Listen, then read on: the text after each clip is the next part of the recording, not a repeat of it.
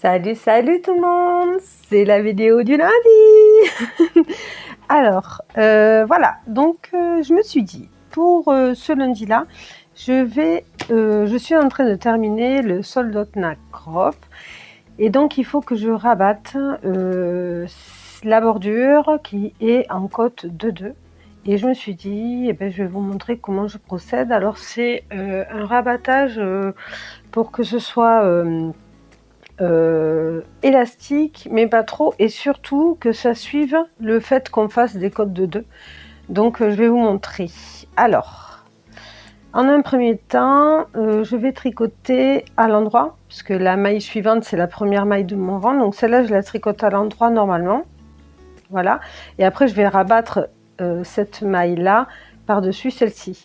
Mais avant on va procéder comme suit. Alors la maille suivante est à l'endroit, donc je vais faire un jeté mais un peu à l'envers. Donc j'avais mis mon doigt devant, je fais un jeté à l'envers.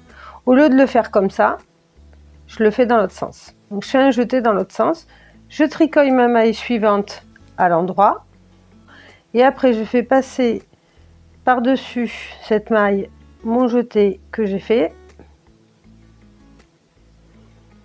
hop, et la maille que j'ai tricotée à l'endroit juste avant, comme ceci. Là maintenant ma maille, vous voyez, la maille suivante elle est à l'envers, donc il va falloir que je fasse un jeté normal. C'est la façon dont je tiens ma laine, donc il faut que je fasse un jeté normal et ensuite que je revienne en arrière vu que la maille suivante est tricotée à l'envers. Donc je refais passer, en fait c'est un peu comme si on faisait un double jeté, mais je repasse ma maille devant, je tricote la maille suivante à l'envers, je repasse ma maille derrière et là je fais passer le jeté que j'ai créé ainsi que la maille juste après par dessus cette maille tricotée.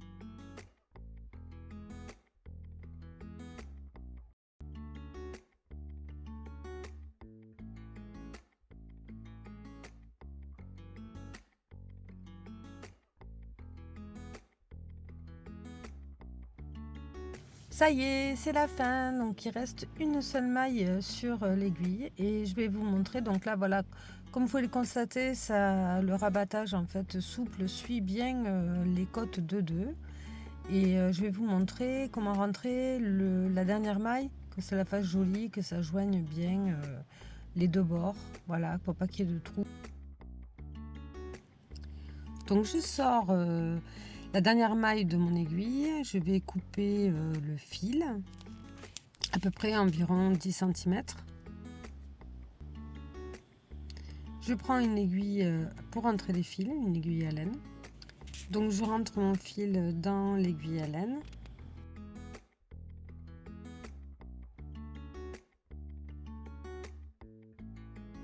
Et je vais piquer dans la première maille rabattue. Vous mettez bien votre aiguille dans les deux brins. On passe par l'arrière et ensuite on va passer par l'arrière de la maille dans la boucle et on sécurise.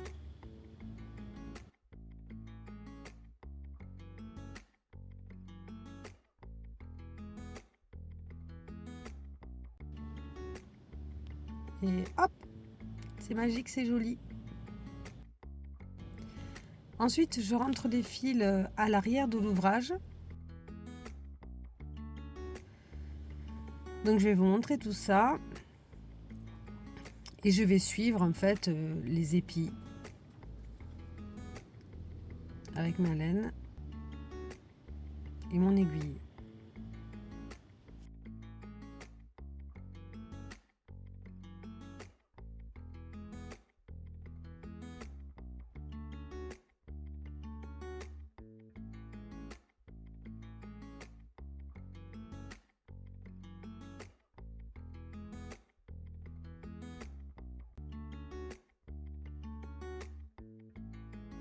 Donc j'étire un petit peu mon ouvrage en sachant que je couperai vraiment les fils à la fin une fois que j'aurai bloqué donc mon ouvrage, parce que les fils je les ai rentrés au fur et à mesure et je les ai pas coupés, mais j'ai utilisé la technique de wrapping. Et donc là pareil, alors j'aime bien rentrer les fils de façon comment dire, en angle droit. Donc là j'ai rentré sur la longueur et puis là je vais rentrer le fil sur la largeur. Et voilà, c'est tout beau, tout propre. Ça y est, le corps est enfin terminé. Il me reste plus qu'à faire peut-être une vidéo sur comment on relève les mailles au niveau des manches et surtout comment on évite d'avoir un petit trou en dessous des manches. J'espère que vous avez aimé cette vidéo. N'hésitez pas à commenter, liker, partager. Dites-moi ce que vous en pensez. Et à bientôt pour notre vidéo. Je vous fais des bisous. Bye bye.